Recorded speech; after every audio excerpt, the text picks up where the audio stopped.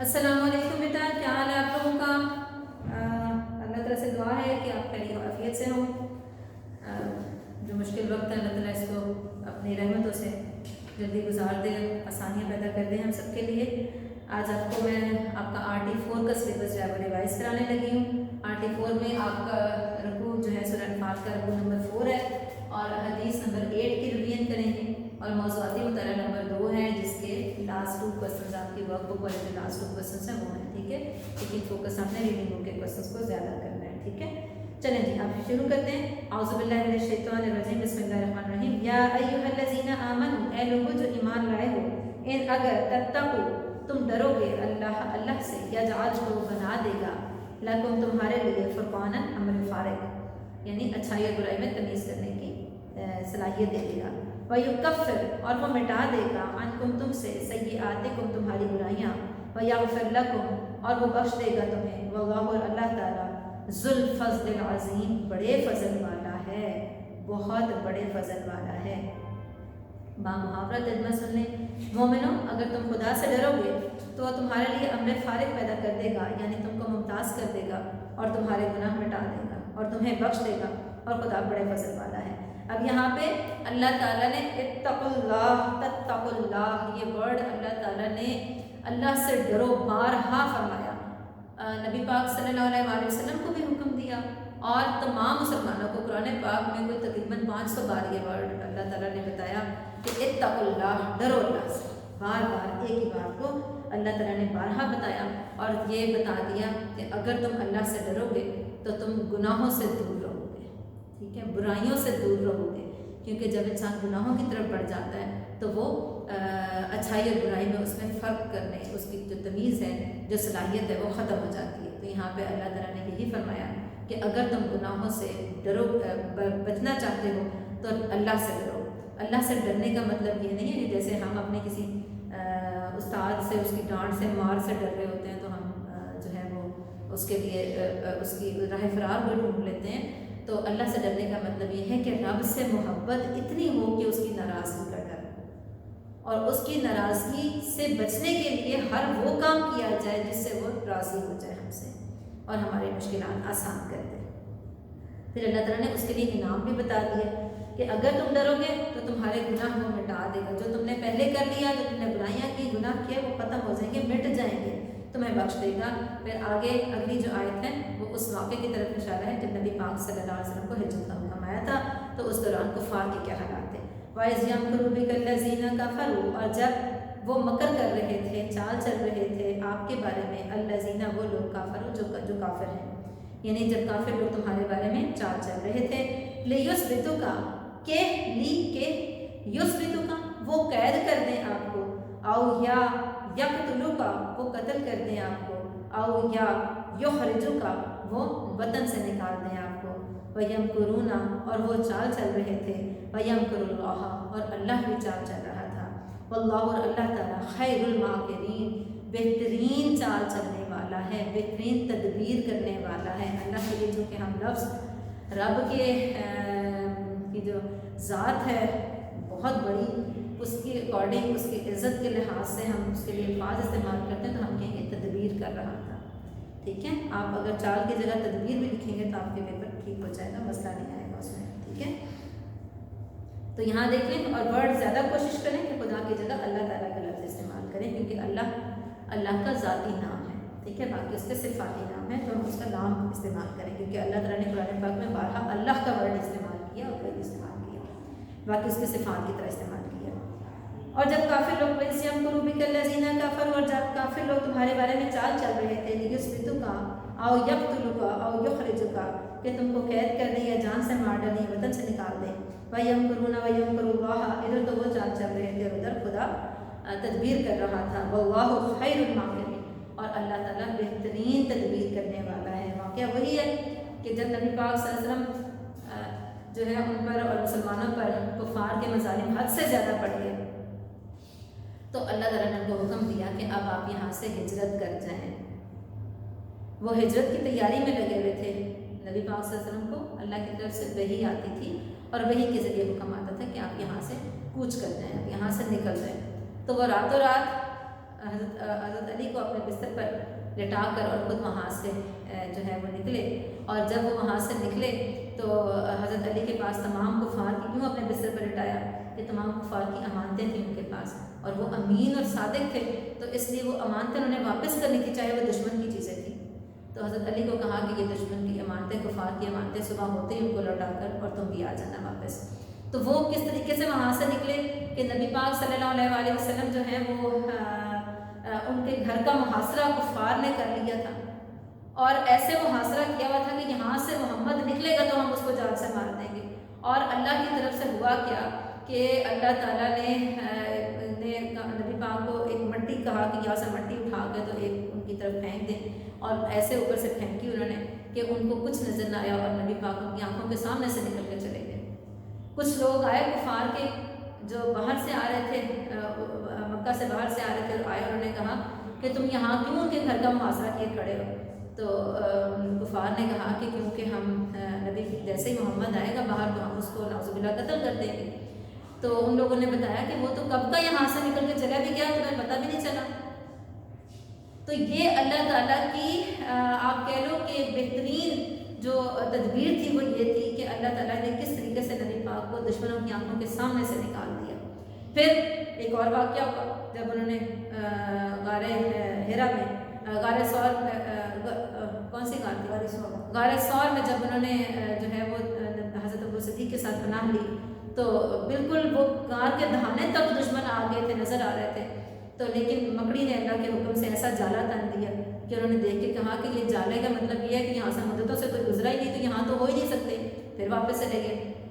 پھر سراقہ بن جشم جو تھا، اتنا بڑا جو کفار کا سردار تھا اور اتنا بڑا دشمن تھا مسلمانوں کا اور نبی پاک کا، اس نے فال نکالی، وہ فال نکالا کرتے تھے تیروں کے ذریعے، پہلے فال نکلا کرتی تھی حال معلوم کرنے کے لیے، جیسے آج کل ہم کفار کی اسی روش پہ چل کے تو ہاتھ دکھا کے اپنا قسمت کا حال معلوم کرتے ہیں، یا ہم ستارے پڑھ کے قسمت کا حال معلوم کرتے ہیں، یہ کفار کی روش ہے، یہ ذہن میں رکھیے گا، ٹھیک ہے۔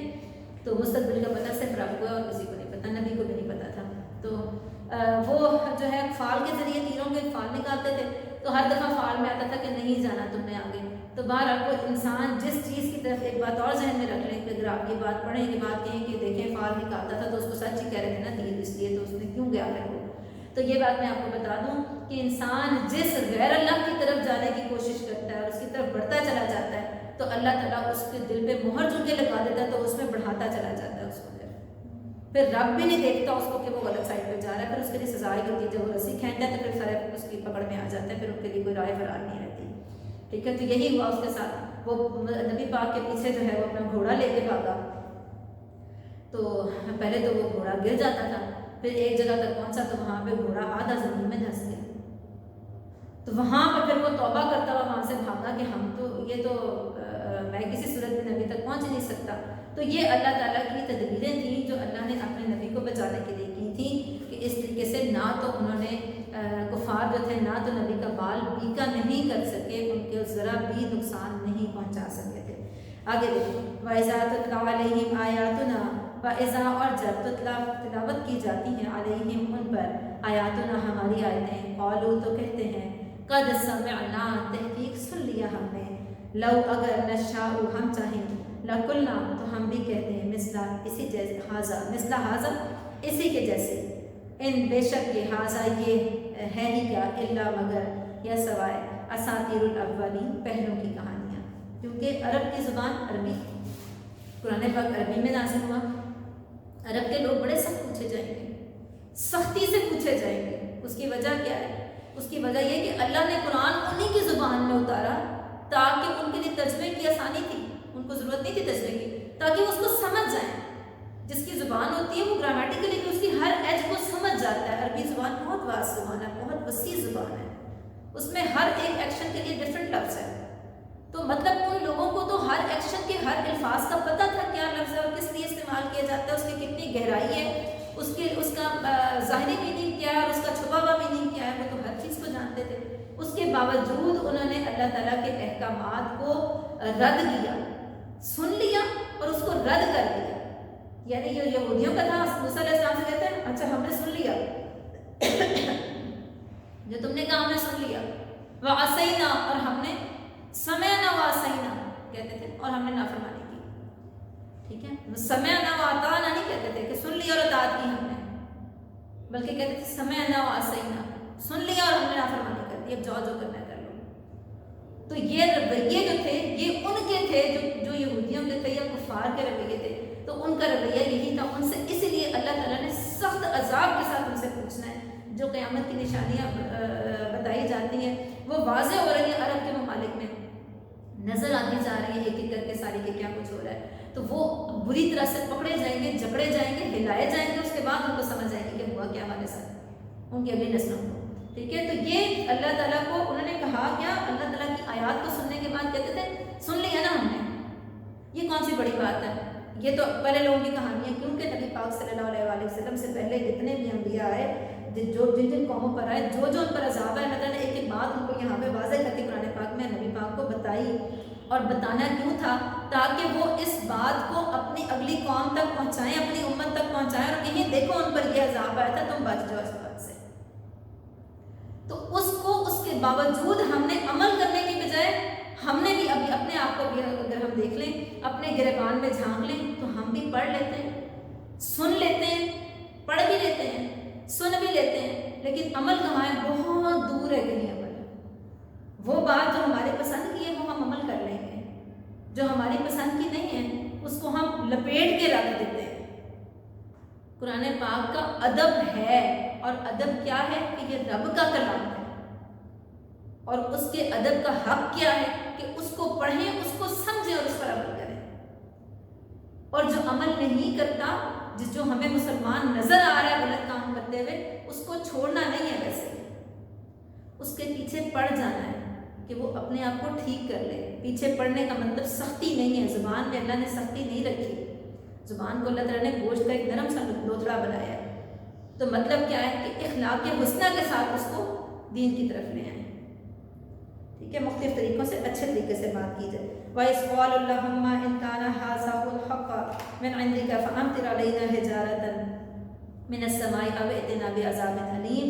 وَإِذْ اور جب قالوا کہتے ہیں اللہم اے اللہ, ان اگر کانا ہے ہاذا یہ, هو الحق وہی حق, من عندک آپ کی طرف سے, فامطر تو بس برسا دے, علینا ہم پر, حجارتاً پتھر, من السماء آسمان سے, او ائتنا یا لیا ہم پر بھی, عذاب علیم دردناک عذاب.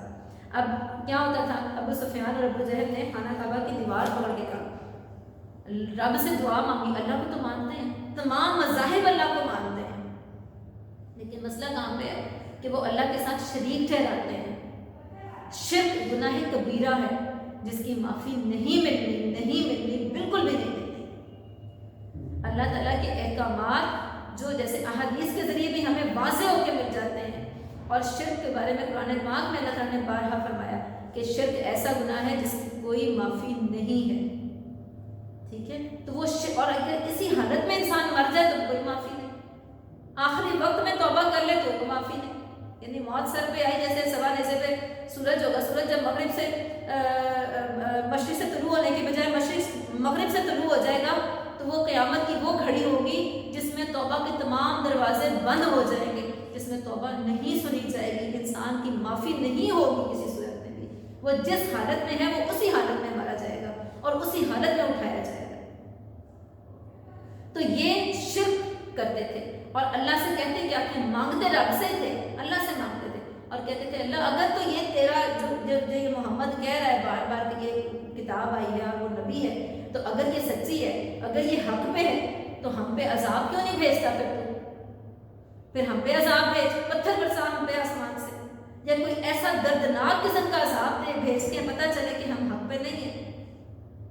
ٹھیک ہے, تو یہ انہوں نے دعا مانگی تھی, اور اللہ تو سب کا ہے, رحمان تو وہ ہر ذی روح کے لیے, اس نے مانگی, قبول بھی کی تھی اور جواب بھی دیا. اس نے کیا فرمایا, وما کان اللہ لیعذبہم, اور نہیں ہے اللہ اس لیے کہ عذاب دیتا ان کو, وانت فیہم, اور آپ ہم ان میں, وما کان اللہ, اور نہیں تھا اللہ, معذبہم کہ وہ عذاب دیتا ان کو, وہم یستغفرون, اور وہ بخشش مانگ رہے ہوتے ہیں. یعنی اللہ تعالیٰ بخشش مانگنے والوں کو عذاب نہیں دیتا, اور اللہ تعالیٰ ایسی جگہ پہ عذاب بھی نہیں بھیجتا جہاں پہ نبی پاک موجود ہوں, اور آج کے دور میں دیکھا جائے تو وہاں پہ اللہ کے نیک بندے موجود ہوں. ٹھیک ہے, اور لیکن وہ نیک بندے اگر وہ برائی کو منع نہ کریں تو اس جگہ پر بھی عذاب آ جاتا ہے. جیسے وہ کہتا لا تصیبن الذین ظلموا خاصۃ منکم، خصوصی ساتھ انہیں لوگوں پر ظالموں پر یہ عذاب نہیں آئے گا، تم اس میں شامل ہو جاؤ گے. ٹھیک ہے. وما لهم الا يعذبهم الله وهم يصدون عن المسجد الحرام. اب اللہ تعالیٰ فرما رہے ہیں ان کو، کہہ رہے ہیں کون سی ایسی وجہ ہے تمہارے میں کون سے سرخاب کے پر لگیں گے تمہیں عذاب نہ ملے؟ تم تو یہ غلط کام کرتے ہو، تم کسی صورت معافی سے تمہیں مل نہیں سکتی کسی صورت میں معافی. تم تو ہر صورت عذاب کے ہی حقدار ہو. تم کیا سمجھ رہے ہو کہ تم بچ رہے ہو؟ تم کیا سمجھ رہے ہو تم حق پہ ہو؟ تو یہاں پہ اللہ تعالیٰ نے فرمایا وما لہم، اور کیا ہے ان کے لیے ایسی وجہ، اللہ یہ کہ نہ یعذبہم ان کو عذاب دیتا اللہ تعالیٰ، وہم یصدون اور وہ روکتے ہیں عن المسجد الحرام، مسجد حرام میں آنے سے، یعنی نماز پڑھنے سے نمازیوں کو روکتے تھے، سیٹیاں اور تالیاں بجاتے تھے، ایسی حرکتیں کرتے تھے کہ نماز کو نہ پڑھ سکیں، ادا نہ کر سکیں مسلمان. وما كانوا اولیاءہ، اور نہیں تھے وہ اس کے متولی بھی، یعنی اس کے رکھوالے نہیں ہیں. ٹھیک ہے. ان اولیاءہ، اور لیکن اس کے متولی تو ہیں الا المتقون، سوائے پرہیزگاروں، یعنی اس کے تو پرہیزگار لوگ جو ہیں وہی صرف اس کے رکھوالے ہیں. اللہ کا گھر ہے جہاں نیکی کا کام ہے، تو نیکی کے گھر کے رکھوالے کون ہیں؟ جو نیک لوگ ہیں. ٹھیک ہے، پرہیزگار لوگ ہیں. ولیکن اکثرہم، اور لیکن اکثر ان میں سے لا یعلمون، نہیں وہ جانتے. وما کان صلاتہم، اور نہیں تھی نماز ان کی عند البیت، اللہ کے گھر کے پاس، الا مگر رکعا و تسلیۃ، سیٹیاں بجانا اور تالیاں بجانا. فذوقوا العذاب، تو بس چکھو عذاب کو، بما کنتم تکفرون، بوجہ اس کے کہ جو تم کفر کرتے رہے ہو. ان الذین کفروا، بے شک وہ لوگ جنہوں نے کفر کیا، ينفقون، وہ خرچ کرتے ہیں، اموالہم، اپنے مالوں کو، لیصدوا، تاکہ روکیں، عن سبیل اللہ، اللہ کے راستے سے. فسینفقونها، تو بس ابھی اور بھی خرچ کریں گے اس کو وہ، پھر تکون، ہو جائے گا، علیہم، ان کے لیے، حسرۃ، باعث حسرت، یعنی وہ اپنے مال کو ضائع کریں گے تو ظاہر ان کو افسوس ہی ہوگا بعد میں کہ مال تو ہمارا ضائع ہو گیا، فائدہ میں کوئی نہ ہوا. جس مقصد کے لیے خرچ کر رہے تھے وہ تو فائدہ نہ ملا، تو کیا ہوا؟ مال ہمارا ضائع ہو گیا اور فائدہ بھی نہ ملا. تو افسوس ہو جائے گا ان کو، ان کے لیے باعث افسوس ہو جائے گا، حسرت کا باعث ہو جائے گا وہ مال خرچ کرنا. ثم یغلبون، اور پھر وہ مغلوب ہو جائیں گے.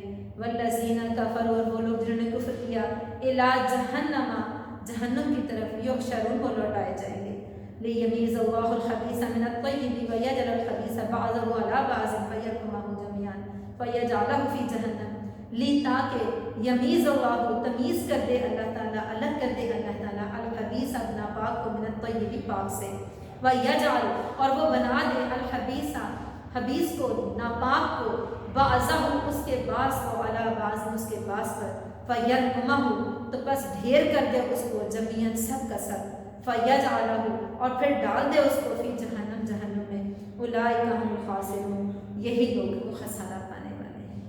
آپ دیکھیں اللہ تعالیٰ نے کیسے ناپاکوں کو الگ کر دینا اور اکٹھا جہنم میں پھینک دینا ہے، اور صرف پاک لوگ جو ہیں، جو امت مسلمہ ہیں، جو نبی کے امتی ہیں، صرف وہی رہ جائیں گے جن کو اللہ تعالیٰ نے امتحان میں ڈالنا ہے، حشر کے میدان میں حساب کتاب جن کا لینا ہے. ٹھیک ہے. تو اللہ تعالیٰ سے دعا ہے اللہ تعالیٰ ہمیں نبی کے امتیوں میں شامل کر دے، اللہ تعالیٰ ہمیں ایسا پاکیزہ مسلمان بنا دے، ایسا بہترین مسلمان بنا دے کہ ہمارے لیے ہمارا دین صدقہ جاریہ بن جائے، ہمارے جانے کے بعد ہماری نسلیں اس پر عمل کرنے والی ہوں. ٹھیک ہے. آمین ثم آمین. رکوع آپ کا مکمل ہوا. رکوع کے اچھے طریقے سے آپ نے ہر لفظ کا میننگ بھی یاد کرنا ہے، اور یہ چیز ذہن میں رکھیے گا کہ چند رکوعات آپ نے پڑھے صرف قرآن کے ترجمے کے ساتھ، تفسیر کے ساتھ، تو کیا آپ کے دل اندر سے چاہتا نہیں کہ ہم قرآن پاک باقی بھی کھول کے پڑھیں، اس میں اللہ تعالیٰ نے کیا فرمایا، ہمیں پتہ چلے صحیح اور غلط کا، کیونکہ صحیح اور غلط کا پتہ چلنا ضروری ہے. جب پتہ نہیں چلے گا تو عمل بھی نہیں ہو سکے گا، اس لیے یہ بڑا ضروری ہے آپ کے لیے. چلیں جی رکوع حدیث نمبر 8 کی طرف آ جائیں. بہت ضروری حدیث ہے رشوت کے حوالے سے. آج کل کی بہت بڑی لعنت جو ہمارے معاشرے کی شروع ہو گئی ہے، اس سے اللہ تعالیٰ ہم سب کو بچائے. تو شروع کرتے ہیں جی. اور راشی، رشوت دینے والا، والمرتشی، اور رشوت لینے والا، کلاہما، دونوں ہی، فی النار، آگ میں ہیں. رشوت کا چلن، رشوت کیا ہوتی ہے؟ اپنے جائز کام کے لیے بھی ناجائز ذریعے استعمال کرنا، اس کے لیے پیسے دینا، اس کے لیے کوئی صرف پیسے دینے تک رشوت نہیں ہوتی. آپ کسی اونچی پوسٹ والے کو جہاں پہ آپ کی کوئی فائلیں پھنسی ہوئی, کوئی کام پھنسا ہوا ہے, آپ وہاں پہ اس بندے کو فروٹس بھیج رہے ہو, کوئی اس کو روٹین سے ہٹ کے کوئی اس کو چیزیں تحائف بھیج رہے ہو, تو وہ بھی رشوت میں آ جاتے ہیں. ٹھیک ہے. رشوت کا چلن کسی قوم میں اس وقت عام ہوتا ہے جب عدل و انصاف جب ختم ہو جائے اور لوگوں کو ان کے حقوق جائز طریقے سے نہ مل رہے ہوں. کسی قوم کی, اب یہ آنسر آپ کا ہے رشوت کا چلن کب کسی قوم میں عام ہوتا ہے, اس کا یہ اتھینٹک آنسر کیا ہے. اس کے کی پوائنٹس جو آپ کے پاس یہ ہیں کہ عدل و انصاف ختم ہو جائے اور لوگوں کو ان کے حقوق جائز طریقے سے نہ مل رہے ہوں. ٹھیک ہے. تو آپ نے آنسر جب لکھنا ہے تو یہ 2 پوائنٹس ضرور لکھنا ہے, تب آپ کو پورے نمبر ملیں گے. یہ نہیں لکھیں گے تو نمبر بھی پورے ملیں گے. کسی قوم کی یہ حالت اس کے معاشرتی بگاڑ اور ظلم کی نہایت خراب صورت ہے. MCQs میں آ جاتی ہے لائن, جس معاشرے میں انسانوں کے جائز حقوق کی راہ میں ظالم اہلکاروں کے ناجائز مطالبے حائل ہو جائیں, وہاں امن و سکون بھلا کیسے قائم رہ سکتا ہے. اس لیے رشوت دینے والا اور رشوت لینے والا دونوں آگ میں ہیں. دونوں کے متعلق رسول صلی اللہ علیہ وسلم نے ارشاد فرمایا کہ وہ جہنم کا ایندھن ہے. یہاں پر توجہ کی بات یہ ہے کہ رشوت دینے والے کا ذکر پہلے ہوا ہے, جس سے واضح ہوا کہ رشوت دینے والا بھی اس گناہ کی سزا میں سے بچ نہیں سکتا. یعنی جس نے پیسہ لے کے پیٹ میں ڈال دیا, اپنی جیب میں ڈال دیا, اس سے اپنے بچوں کو عیاشیاں کرا دی, تو وہ تو ظاہر ہے اس کو فائدہ بھی ہوا. فائدہ کیا ہوا کہ اس کے پاس پیسہ ٹھیک ٹھاک آ گیا, تھوڑا آیا یا زیادہ آیا, آ گیا, اس کی روٹین اماؤنٹ سے زیادہ آ گیا. تو کیا ہے کہ وہ تو آگ میں جائے گا ہی, جائے فائدہ بھی لیا, آگ میں بھی چلا گیا. لیکن جو دینے والا ہے نا, جس نے جیب سے پیسے نکال کے دیے, جس کے پاس اپنے پیسے کم ہو رہا ہے, اس میں سے نکال کے اسے دوسرے کو دے دیے, وہ بھی اس میں شامل ہے. کیوں شامل ہے, اس کا ذکر پہلے بھی کیوں آیا, اس کی ریزن یہ ہے کہ وہ گناہ کا کام کرنے کے لیے پہلا قدم اٹھانے والا ہے.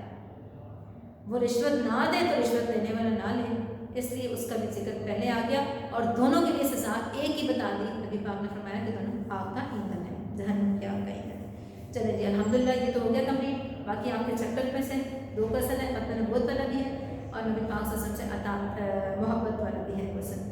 ٹھیک ہے, اچھی طرح سے یاد کر لیں. ختم نبوت بڑا امپورٹنٹ کوسچن ہے بورڈ کے پوائنٹ آف ویو سے. یہ مت سوچیے گا کہ میں آپ کو ابھی کے پیپر کی باتیں بتاتی ہوں, آپ کو پتہ ہے, میں آپ کو ہمیشہ بتاتی ہوں آپ کے بورڈ کے پوائنٹ آف ویو سے.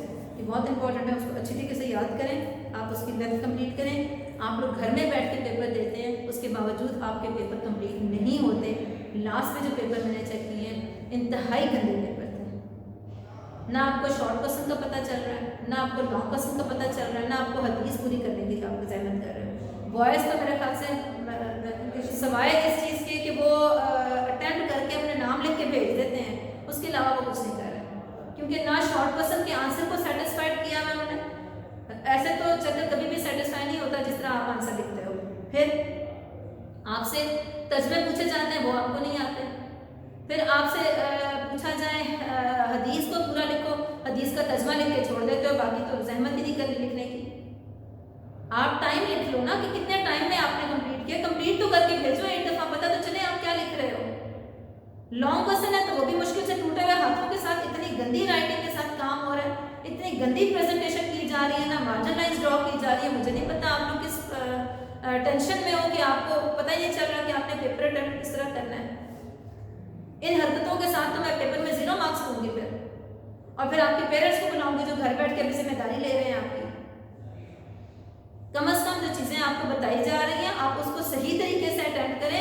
ایمانداری نہیں کریں گے تو آپ کے ساتھ بڑا برا سلوک ہونے والا ہے, پھر اس کے ذمہ دار آپ خود ہیں.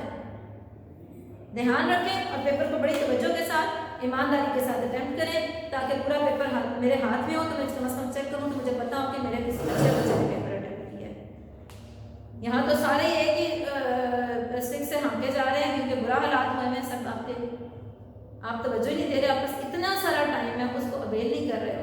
وقت کو ضائع کرو گے تو آپ بری طرح ضائع خود ہو جاؤ گے. ٹھیک ہے, اوکے بیٹا, آپ کا سلیبس کمپلیٹ ہو گیا, تیاری اچھی طرح کریں. امید کرتی ہوں کہ میری بات کا کچھ تھوڑا سا اثر ضرور لیں گے.